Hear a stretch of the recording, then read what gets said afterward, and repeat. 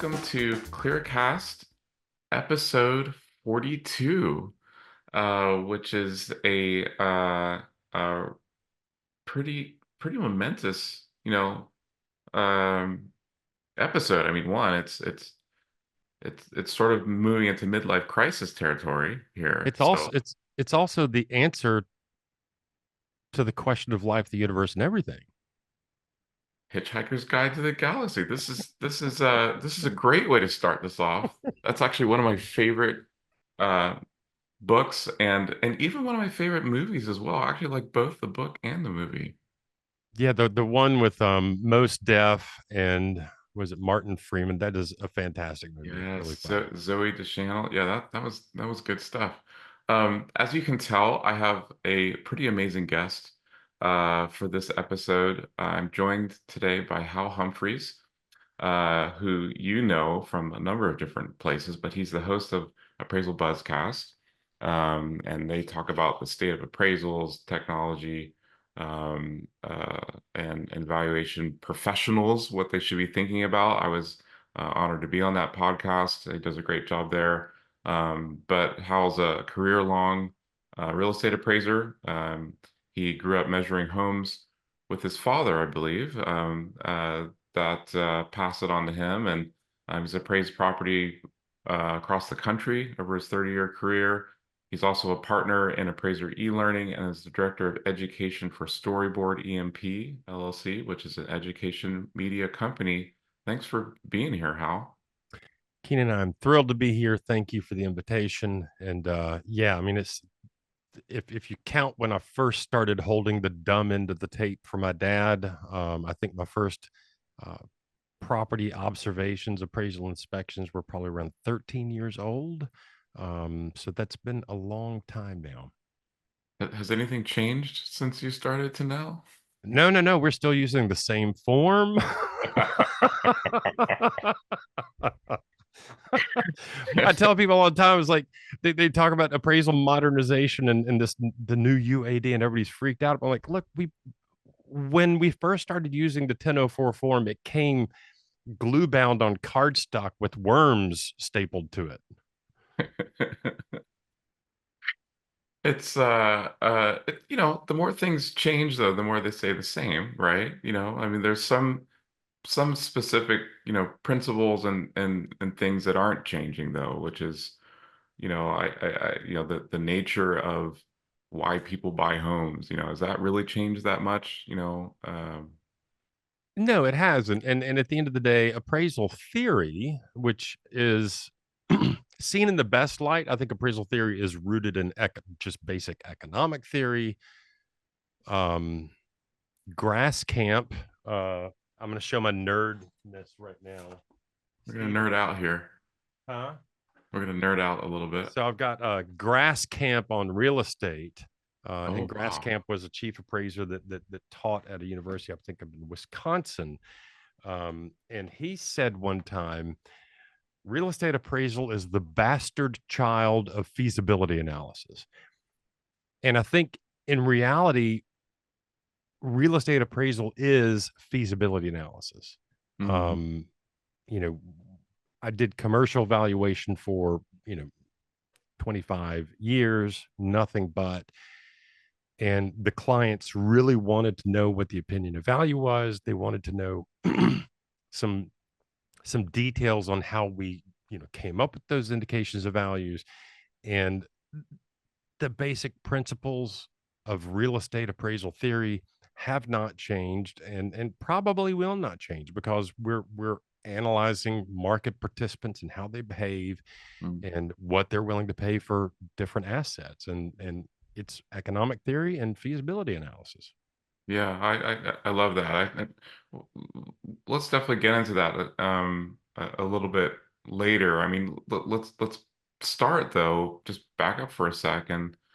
Um, I'd love to hear your take on, where are we at in the market right now? I mean, we've come off of a few years of um, pretty incredible demand for appraisals because of uh, refis and low rates, and then we saw this massive change at the end of 2022, and everyone's kind of hoped that this year would restart a bit, and we'd start to see, us come off of the bottom of the market. But how are things right now for the appraisal market?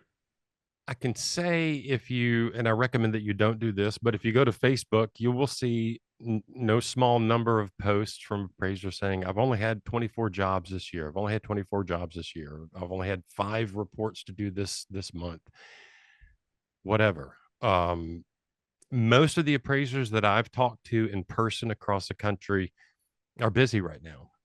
They feel like they have a reasonable amount of work. During the 2020-21 time frame, it was insane. We were out getting calls. I would answer 4,862 emails a day from clients saying, hey, can you do this job? Can you do this job? Can you do this job? That's not normal. Yeah, yeah, Um, and the good thing about this business is it it goes up and it goes down. It's a cyclical business. Um, I bought my first house in, I think it was 1990 or 91. And I was absolutely tickled to get like a 13% interest rate, right? That was a long time ago. And, you know, rates below 2% are not normal.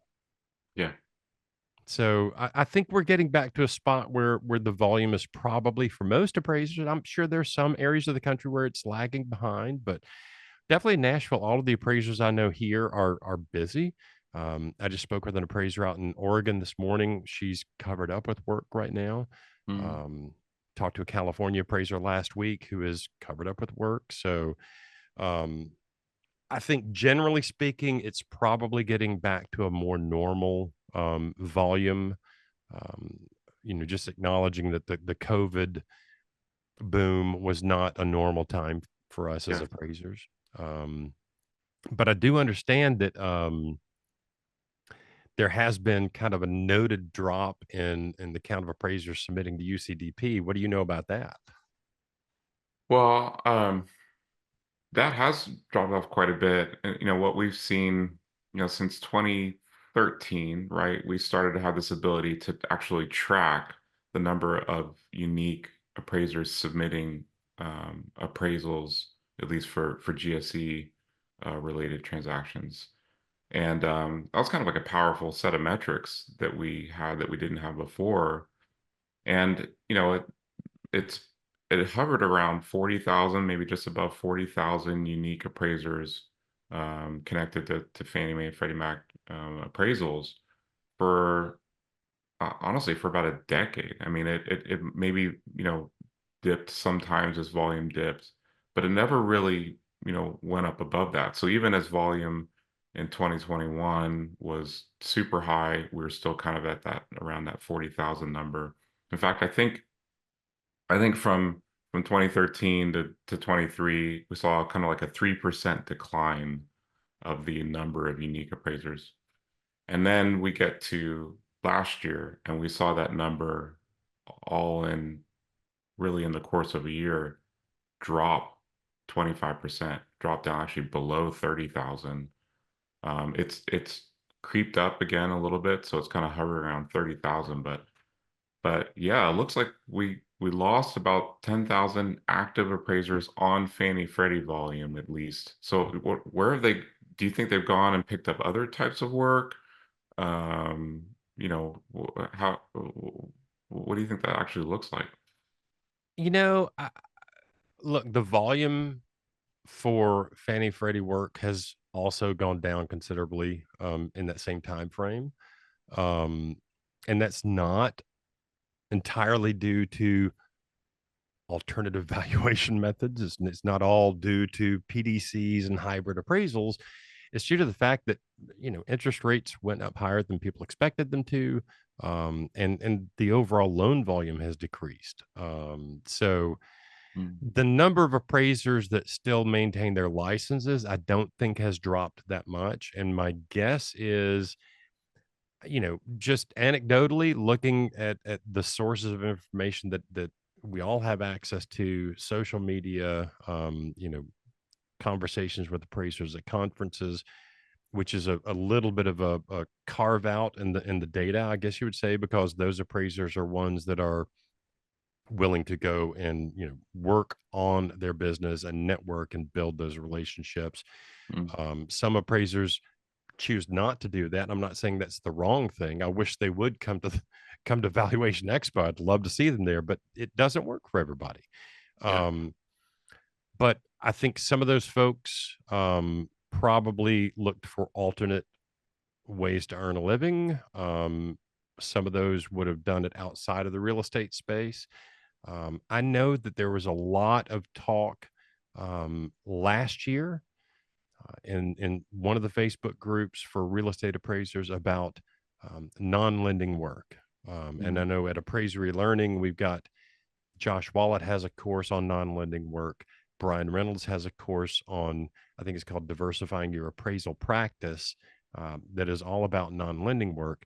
And we've gotten really good traction out of those courses. So I think some portion of that 25% that's not doing work for Fannie and Freddie is looking for alternate work. Yeah. Yeah. I mean, one of those alternate, maybe, I don't know if you call it alternate, but one of the trends we're seeing, right, is that homeowners have a lot of equity right now in their properties. I mean, over $30 trillion, I think, of equity right now for U.S. homeowners.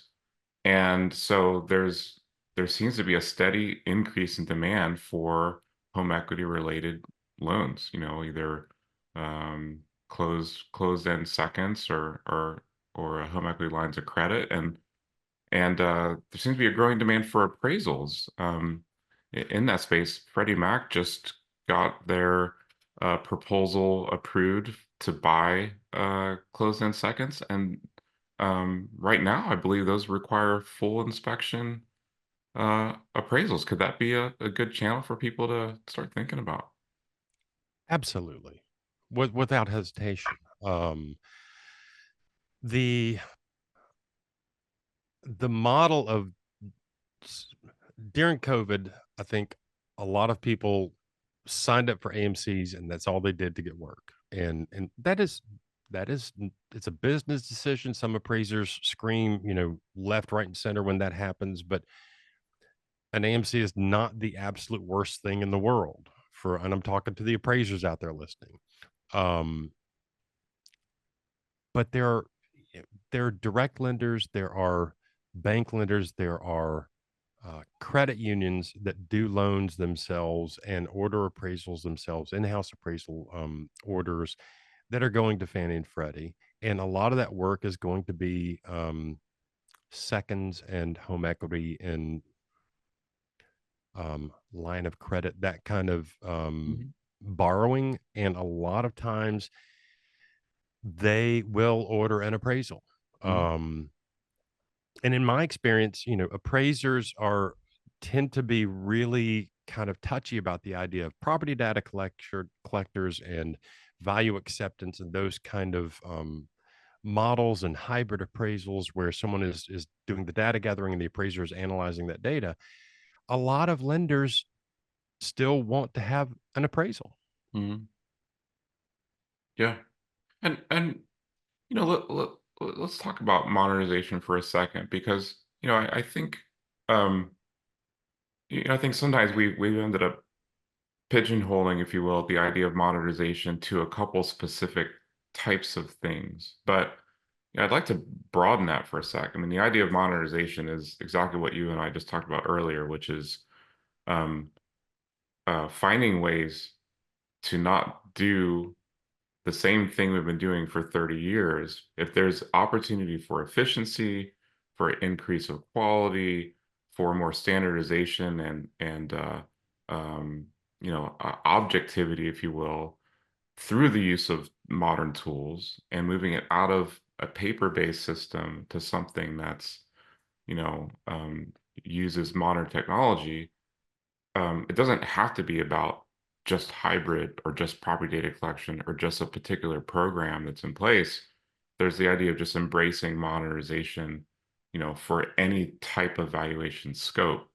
So, I'm certainly seeing, I mean, we saw last year the frenzy, if you will, around Chat GPT and Gen AI, which has a lot of challenges, of course, that would need to be overcome.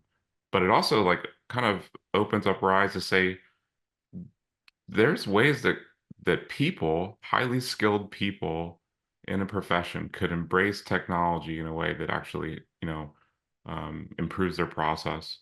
So what are you seeing out there? Are you seeing some new types of appraisal tools come available? Are you seeing any adoption or embracing of those sort of things?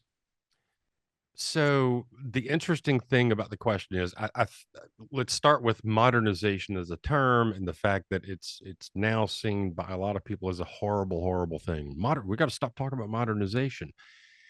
I think part of the problem there is Fannie and Freddie have talked about modernization, and when they have, they've been speaking specifically about, um, and I've heard the phrase used by both of the GSEs, by FHFA, to eliminate friction. And the term friction is almost always applied to real estate appraisal.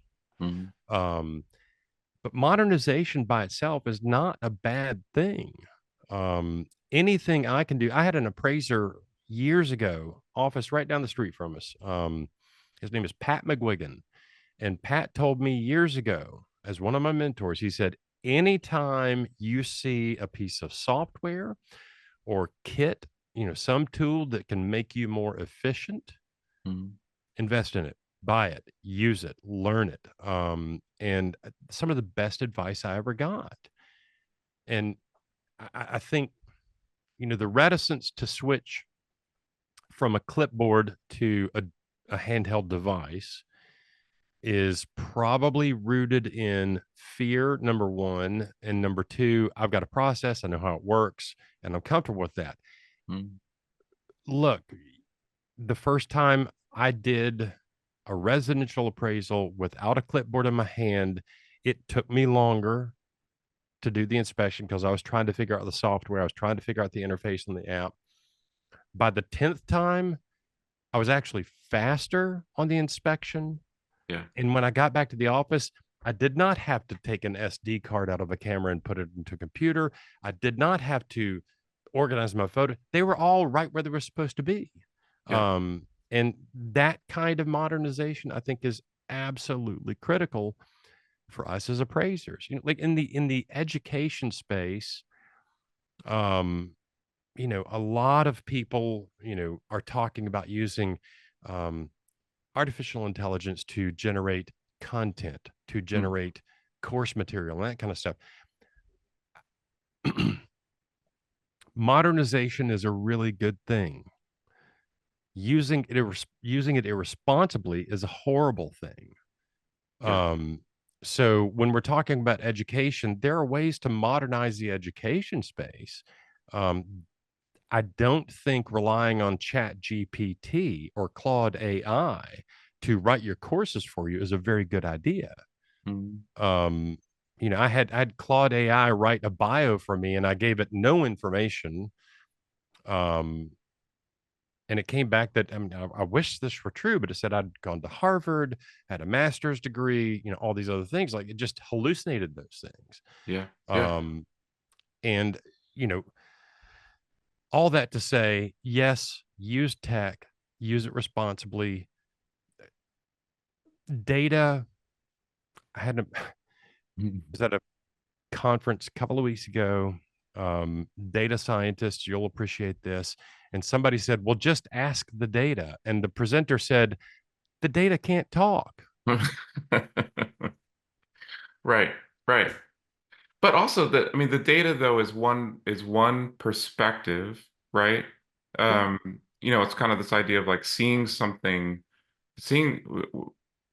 the same problem, but from a 360-degree perspective. And we might not all be able to see that object, that thing, all the way around it. We need others, right? We need other perspectives and viewpoints. And the one thing that maybe, uh, worries me, right, is that if a group of skilled people take themselves out of the process and say, I'm not even going to be involved in that, then that technology is not going to stop. Like it's going to keep evolving, keep innovating, because a lot of it's not even honestly driven by our industry, it's driven by the consumer industry that then continues to push the investment into it, and then we get to use that. But if we remove the voices, the skilled voices to give that perspective on innovation, I I worry, right? I mean, some of the best breakthroughs that we've had, that we've seen at least, has been a combination of, a skilled appraiser that's adding their perspective and has been in the field, and a skilled, technologist who knows all of what's capable from a technology standpoint. And then the other piece is like the user of it, who is actually using this to make a decision, a risk-based decision, and they have their perspective. It's like you need to bring all those parties together and they need to collaborate to come up with the best answer.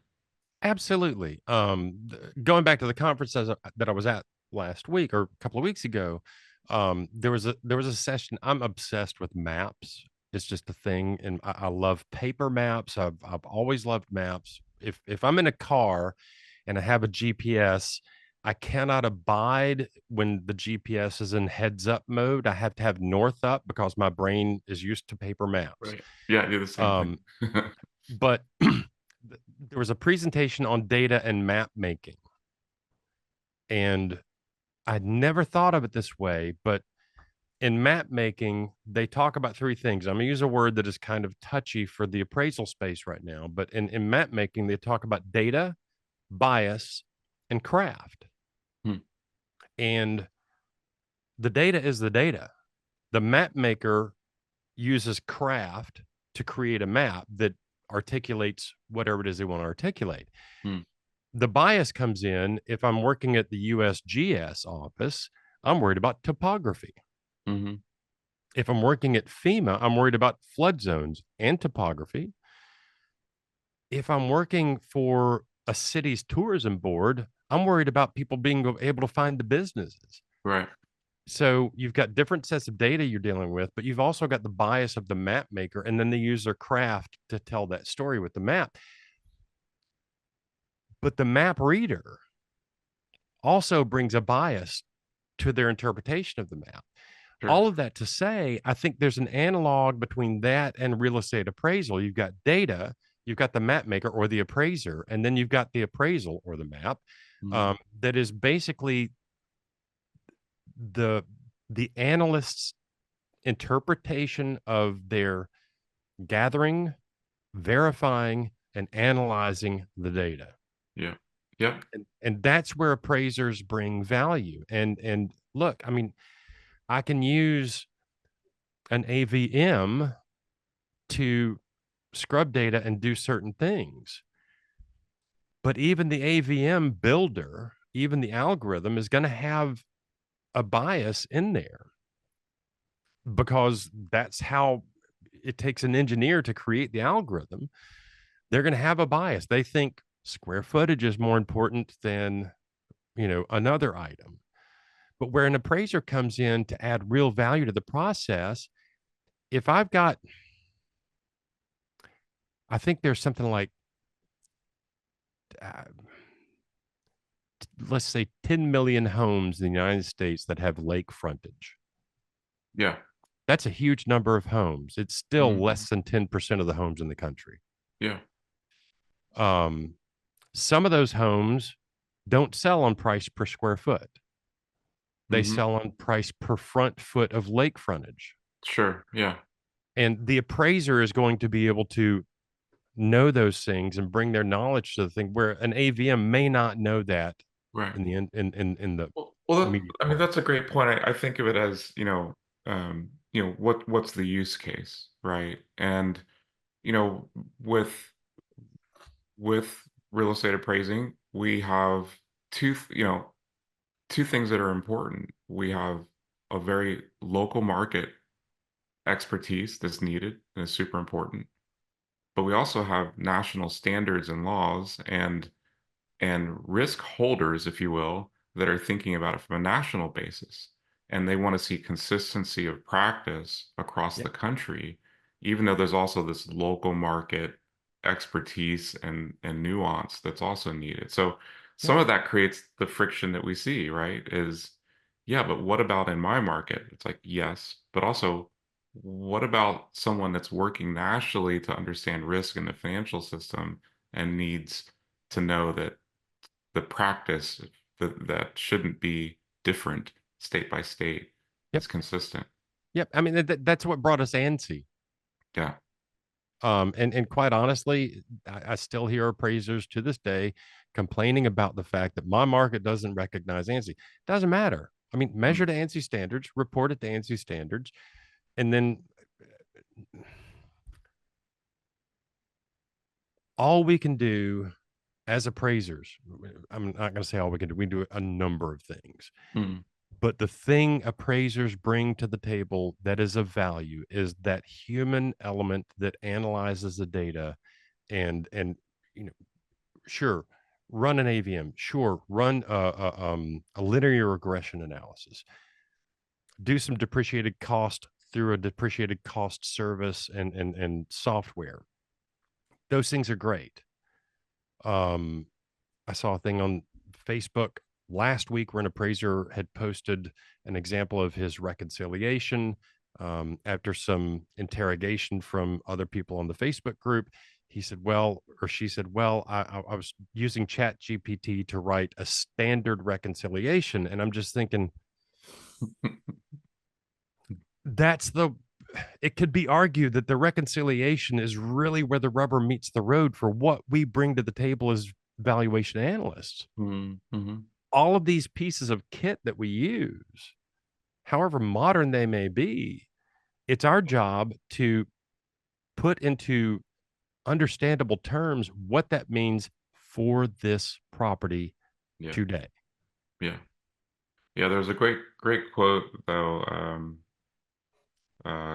few weeks ago at the NISMO conference, um, that was AI is not going to replace people, but people using AI is what's going to replace jobs. People that know what they're doing, know where the line is between what should be their own analysis and brain power and skill set and what they should let be automated, by it. And but that kind of takes us to one of the things that's coming up here in the industry, right? Which is UAD, um, the UAD 2.0 or MISMA, 3.6, right? This idea that we're not, well, it's kind of like flipping the paradigm. Instead of starting with a form, and then working your analysis and data into that structure, now it flips it on its head to start with data and understanding of the property, and then the form gets generated at the end based on what's needed. How do you think folks are reacting to that? We already talked about there's already been a drop in the number of appraisers. Is this going to be a hard transition for folks to get over in the next couple of years? I think it is. I think we will see, especially so if you think about the appraisal profession, we've all heard the stats. The average age of a real estate appraiser is mid to late 50s. The 90 some odd percent of appraisers are white. 70 plus percent of appraisers are male. If you think in those terms, I am the avatar for the appraisal business. Mm, Mid to late 50s, male and white. Um, the people that are 10, 15, 20 years older than I am are probably not going to be interested in a paradigm shift. mm, That's a lot to take on. I think we've been shoehorning information into a bad form for far too long. I think mm, the UAD redesign and the change of how we interact with the data is long overdue. mm, Um, the form highest to best use on the form says yes, no, if no, please explain. mm, That is a horrible way to present the highest to best use analysis. mm, It encourages bad behavior and bad interpretations of the reporting because it's a yes no question. If no, explain. Mm-hmm. USPAP requires appraisers to analyze the highest best use. Mm-hmm. And I think being freed from the constraints of the 1004 form in the long run is going to help the process. I think it will quicken the pace. It will make it much easier for us to get our heads around. And quite honestly, Kenan, it's going to be so much easier Mm. for Wow. the users and the consumer to understand what was Mhm. done. So, so with that in mind, I mean, are there some ways that appraisers right now should be preparing to make the switch? Is it, I guess what sort of advice would you give to people so that they can hit the ground running on that transition? Um, is it too early to start, or should they start now? I think right now is probably so. To answer your question, there are some things appraisers can do to get ready for that transition. Mm, There, I think by the end of this year, pretty much all of the education providers will be teaching the Fannie Mae Freddie Mac UAD course, which is what Fannie Mae and Freddie Mac want out of the UAD from appraisers. And that will be widely available across the country. Um, Appraisers will be able to get continuing education for taking that course. It is not a required course, but I think anyone who does any work in the residential space that has a potential for going to Fannie or Freddie is going to need to get their head around what that means. mhm, Um, we are working with a software provider to put together this is where the rubber meets the road class after that says, all right, you now know what Fannie and Freddie want. Here's how it actually works for you as appraisers inside your software. mhm, And I think those a combination of those two classes will be critical for appraisers to learn how to use the new UAD interface. And we talked about this before the podcast, and Fannie and Freddie are just dead set on making sure everybody understands this. This is not a form. yeah. It's being compared to TurboTax applied to appraisals. I don't know if that's a exact analog, but the idea is the same. It's an interactive way to deal with the data Mhm, and then analyze that data and then produce a finished report that is not a 1004, it's not a 1007, it's a report, it's a uniform report based on the data you fed it. yeah. And you brought up the MISMO conference. Um, there are some concerns about how lenders are going to be ordering appraisals because they used to order, we need a full 1004 on this property. Well, there is no 1004 anymore, Mhm, or there will be no 1004 anymore. So I think they're working on a standardized set of ordering protocols so that the banks, you know, articulate to the appraisers what it is they want. But yeah. I mean, at the end of the day, yes, this is going to be a colossal change for the industry. Mhm, It's going to be a colossal change for appraisers. I think some of the older set are probably going to say, that's it, I'm out, I'm not doing this. You know, the Appraiser Diversity Initiative, PARIA, the National Association of Appraisers is doing outreach to trainees. I'm telling you, Kenan, you're not as old as I am.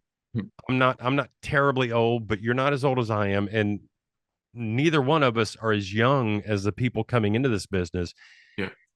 And they deal in cell phones. Yes. They deal in mobile.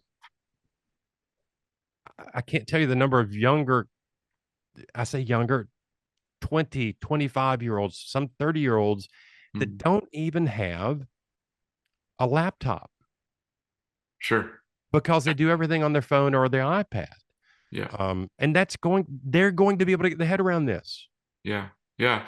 That's a great point, and I'm seeing it too. I'm seeing it not only in the appraisal profession, but in home inspection, home inspectors, other types of folks that are now they're now starting to buy businesses or come into their parents' businesses that are real estate oriented, right? Where you're going out and visiting houses, you're needing to understand the physical space as well as the data and analytics behind the scenes. And many of these things have not incorporated yet the phone into the on-site, you know, inspection process or on-site, walkthroughs. And they're used to like writing down data and going back to their desk and entering data in on the computer that does not even make sense. That's like an alien type of experience for 20 somethings. They're looking at this like, I don't get it. Like, why would you not always use your phone in any situation that you're in?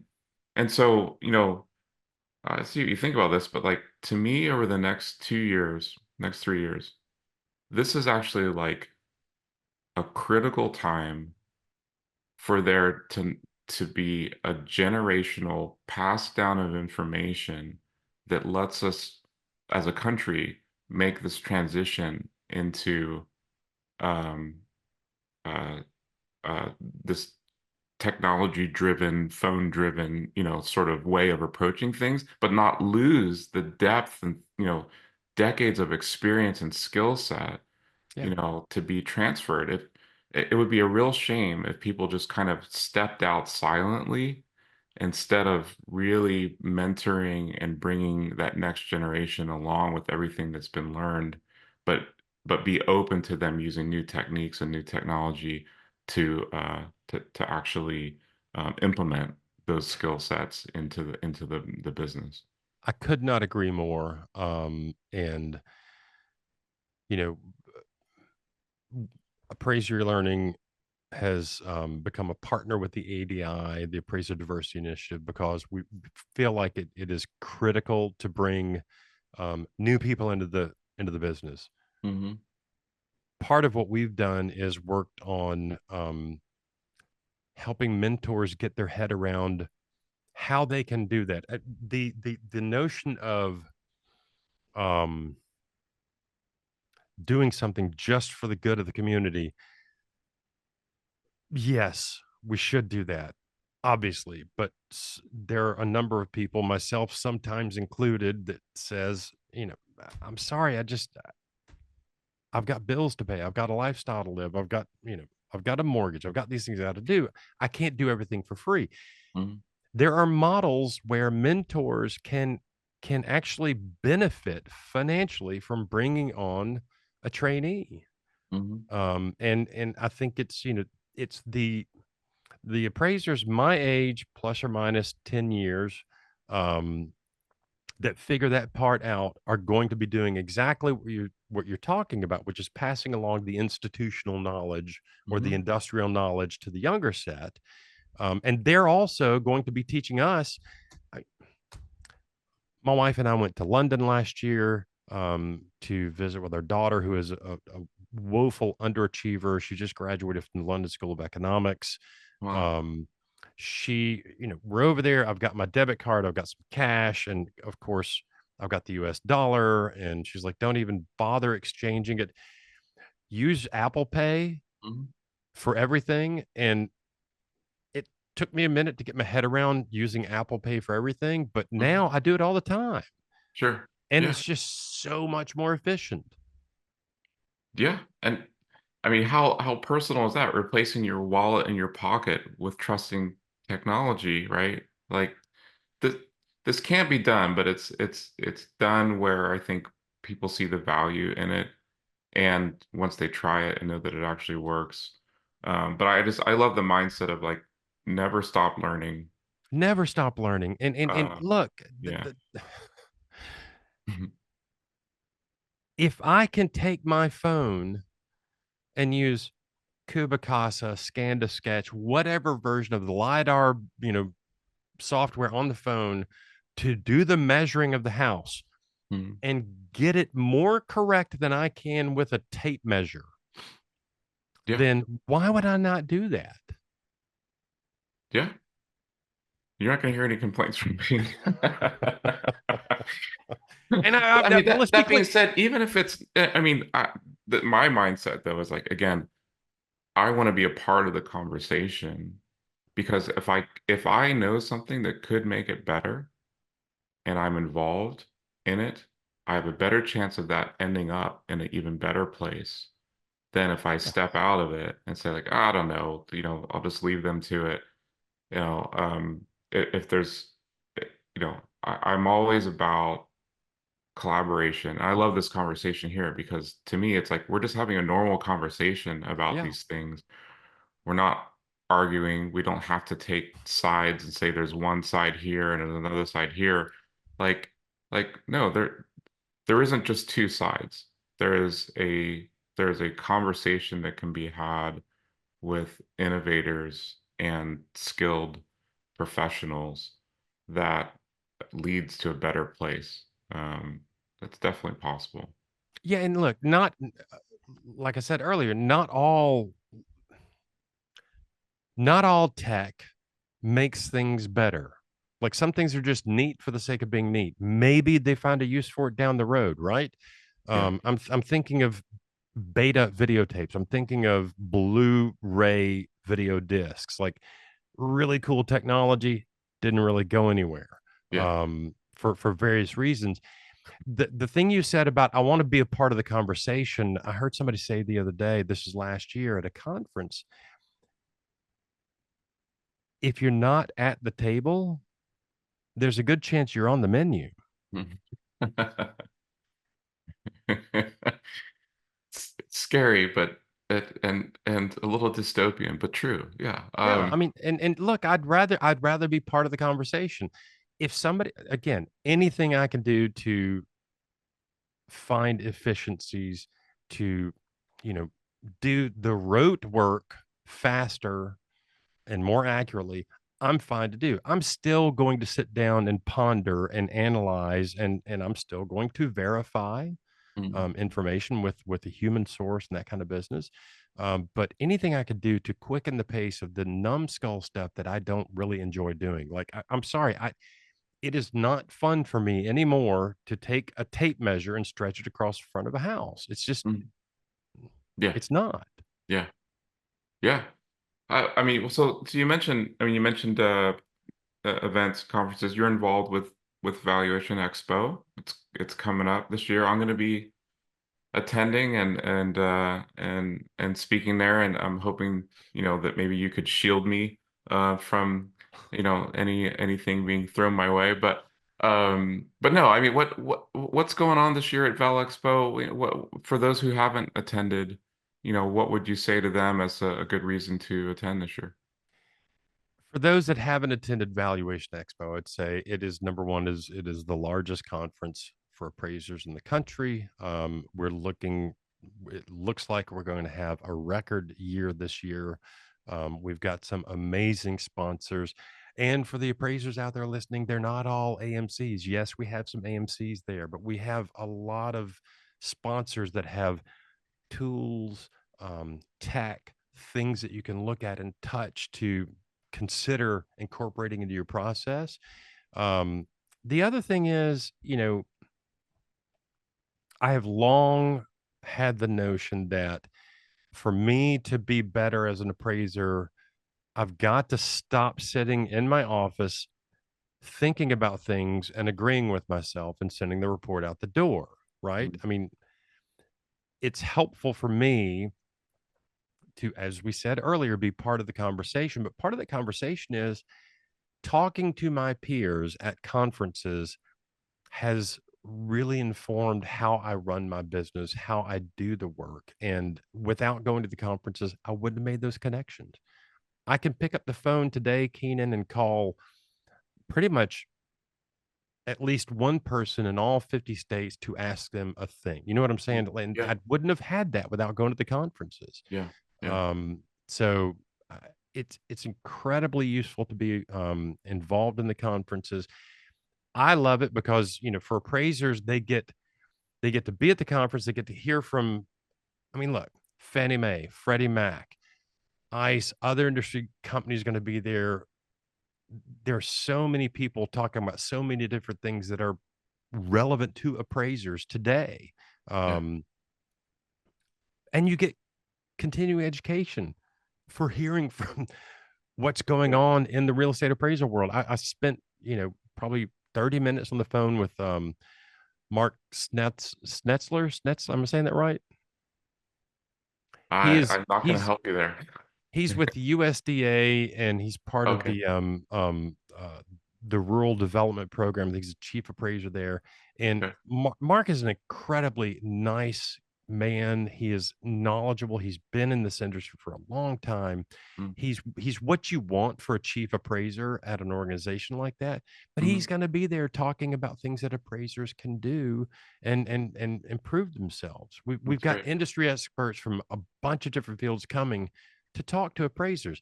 If you do work for FHA or the VA, we'll have Gunny Heaslet there talking Yeah. about the VA processes.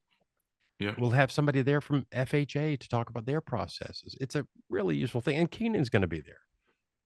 I've enjoyed having those in-person conversations, hearing to, like you said, hearing from Fannie Mae, Freddie Mac directly, right?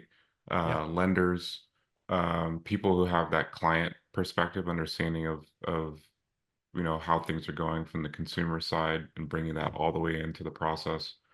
I agree. So, I mean, shout out that you can go to valuationexpo.com/register. It's going to be August 19th to the 21st at Caesar's Palace there in Vegas.